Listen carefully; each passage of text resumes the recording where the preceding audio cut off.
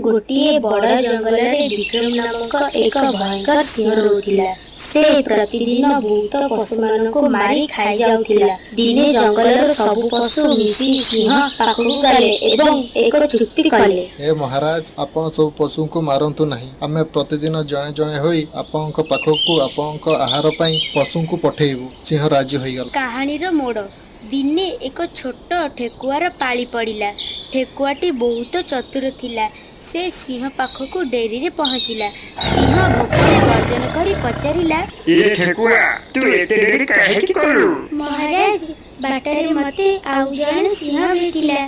से कहूची सिए एई जंगलर असली राजा। एहा सुनी विक्रम सिंह रागिगला। मते सेही सिंह पाखकु नेई चल, मु ताकू एबे खत्म करी देबी। ठेकुआटी सिंह को गोटे गभीर कूଅ पाखकु नहीं गला एवं कहला, महाराज, सेही सिंहटी एही कूଅ भितरे लुचि रहिछि। सिंह कूଅ भितरକୁ चाहिला। तांको निजर छाई देखागला। से भाबिला सेटा अन्य एक सिंह। से गर्जन कला एवं कूଅ भितरु मध्य प्रतिध्वनि सुबिला। रागरे सिंहटी कूଅ भितरକୁ डेई पड़िला एवं प्राण हराइला। शिक्षा बड़ अपेक्षा बुद्धि बड़।